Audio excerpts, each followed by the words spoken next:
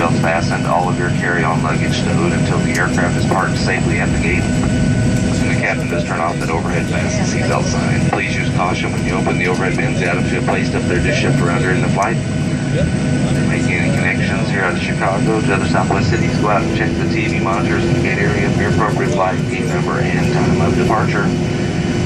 If you're going on this aircraft to Phoenix, Arizona, just remain on board in your original seat and allow all of our Chicago passengers to the plane.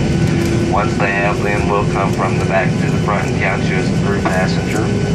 After we get our through count, folks, we'll let you know you can change seats, use lavatories at that time. It's been our pleasure serving each and every one of you. Go out, buckle up, drive safely, and have a wonderful day here in Chicago or wherever your final destination may be.